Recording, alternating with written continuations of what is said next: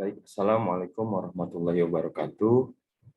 Eh, Pada kesempatan kali ini, saya ingin mempresentasikan terkait dengan tugas 2 jurnal semikonduktor.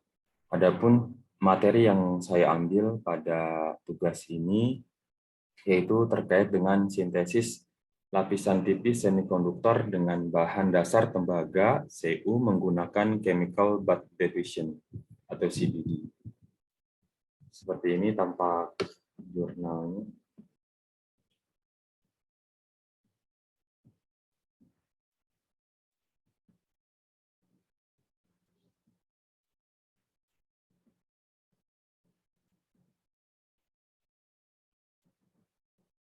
Ya, saya akan langsung saja untuk mempresentasikannya.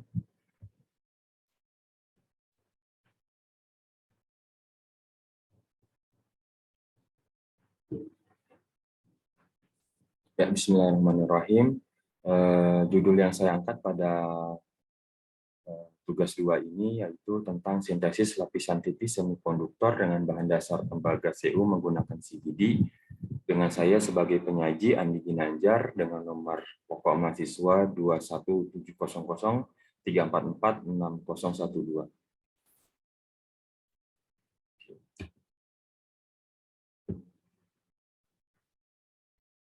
Hal yang menjadi latar belakang bahwa kebutuhan akan energi yang semakin meningkat seiring dengan berkembangnya kehidupan manusia, sehingga perlu ditemukan piranti yang dapat atau mampu mengkonversi energi matahari menjadi energi listrik dengan menggunakan piranti sel surya yang sederhana. Salah satu piranti sel surya yang dapat digunakan adalah bahan semikonduktor yang terbuat dari bahan tembaga.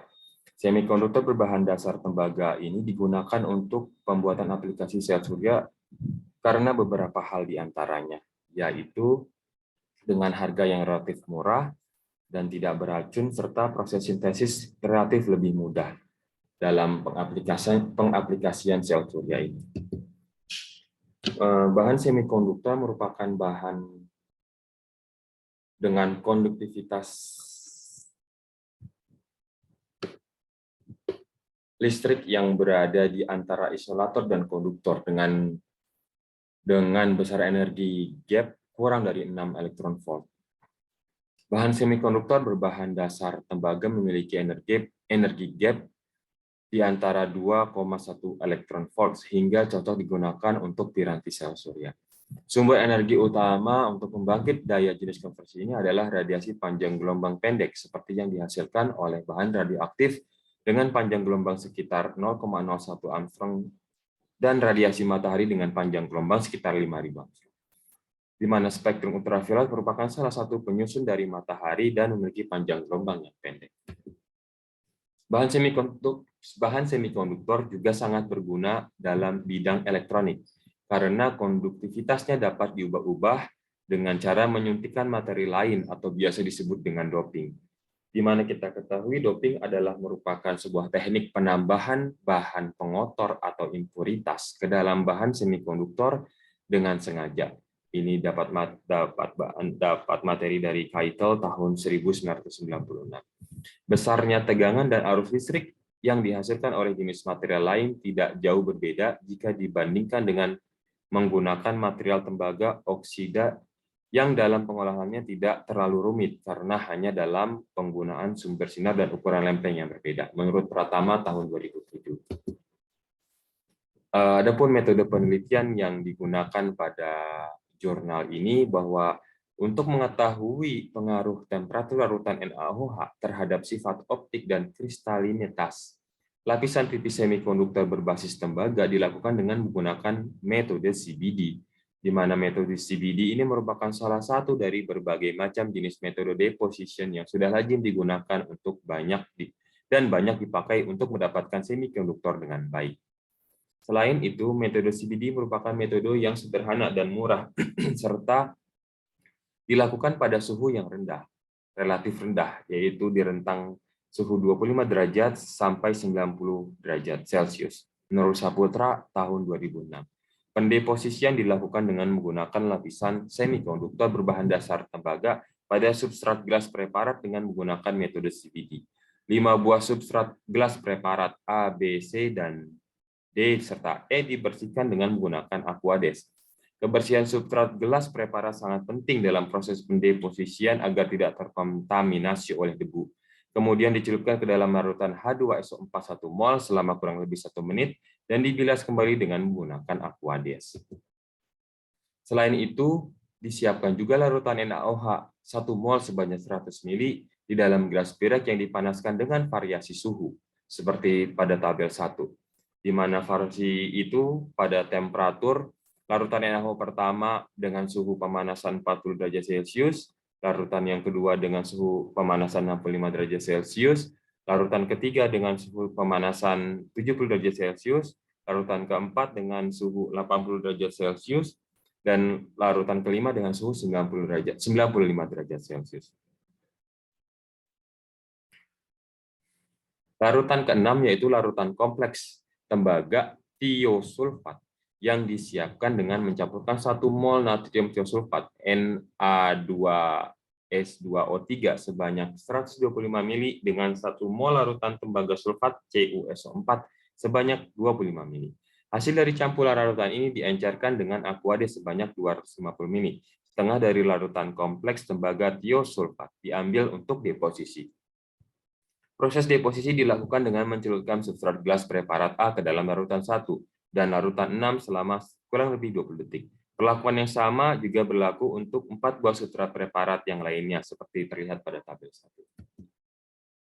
Didapati hasil bahwa lapisan tipis semikonduktor dengan bahan dasar tembaga yang telah dideposisi selanjutnya dilakukan karakterisasi sifat optik dengan menggunakan spektroskopis UV vis untuk mengetahui tingkat absorpsi atau serapan yang terjadi pada lapisan tipis yang dihasilkan pada rentang 250 nanometer sampai dengan 800 nanometer. Yang kedua, menggunakan karakterisasi fase struktur dan ukuran kristal dengan menggunakan XRD. Dan yang terakhir dengan menggunakan metode SEM untuk melihat struktur mikro berupa bentuk dan ukuran partikel di permukaan substratnya. Metode yang pertama karakterisasi UV vis, di mana kurva serapan untuk 5 buah sampel yang dikarakterisasi menggunakan UV vis seperti pada gambar 1, dan hasilnya menunjukkan sampel mempunyai serapan dari panjang gelombang 261 nanometer sampai rentang 303 nanometer, di mana nilai penyerapan yang diperlihatkan dari seluruh sampel merupakan rentang panjang gelombang yang dimiliki oleh cahaya tampak. Kurva serapan terendah ditunjukkan oleh sampel dengan suhu 65 derajat Celcius pada panjang gelombang 288,35 nanometer, yaitu di angka 0,192. Dan penyerapan maksimum berada pada sampel dengan suhu 95 derajat Celcius dan panjang gelombang di angka 296,98 nanometer dengan nilai penyerapan 3,716. Seperti ini gambar tampak spektrum absorpsi dalam bentuk tabel dan grafik dari 5 kali percobaan. Perlakuan penambahan suhu yang dimulai dari sampel dengan suhu 70 derajat Celcius menyebabkan terjadinya kenaikan serapan. Hal ini terjadi karena jika suatu material yang disinari dengan gelombang elektromagnetik, elektron akan menyerap energi foton tersebut dan berusaha meloncat ke pita energi yang lebih tinggi, di mana daya serapan untuk masing-masing sampel bervariasi. Hal ini disebabkan karena kurang ratanya sampel saat proses deposisi. Besar kecilnya nilai serapan tergantung pada ketebalan lapisan yang dihasilkan. Yang kedua ialah kita mengukur dengan nilai celah energi, di mana energi gap untuk masing-masing suhu terlihat pada tabel 2, di mana besarnya energi gap diperoleh dengan menggunakan metode Touch plot, yaitu melakukan penarikan ekstrapolasi pada daerah linear. Didapati pada suhu 40 derajat Celcius, energi gap-nya pada rentang 4,76, pada suhu 65 derajat Celcius didapati energi 4,48, pada suhu 70 derajat Celcius didapati energi 4,24, dan pada suhu 80 derajat Celcius didapati energi 4,32, yang terakhir pada suhu 95 derajat Celcius didapati energi 4,41. Nilai energi gap dari lapisan tipis semikonduktor yang diperoleh berbeda untuk masing-masing suhu. Berdasarkan tabel 2, dapat kita lihat bahwa energi gap terendah terdapat pada suhu 70 derajat Celcius, yaitu sebesar 4,24 elektron volt. Semakin tinggi temperatur, maka energi gap akan semakin kecil sehingga lebih bagus menyerap cahaya. Hal ini disebabkan oleh energi termis vibrasi dari jaringan atom yang bertambah besar yang mengakibatkan jarak atom juga bertambah besar dan memperkecil energi gap suatu material.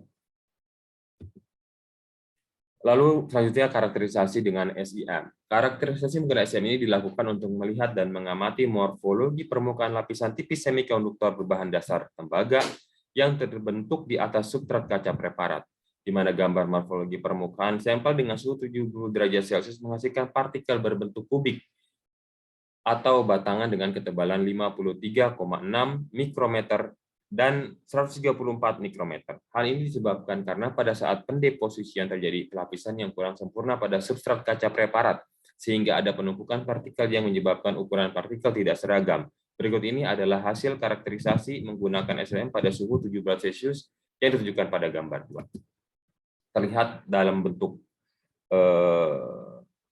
batangan dan blok dilakukan pembesaran sebanyak 5.000 kali pada gambar A dan 2.000 kali pada gambar B. Yang terakhir adalah karakterisasi dengan XRD, ada X-ray diffraction. Berdasarkan hasil karakterisasi XRD diperoleh 3 puncak difraksi.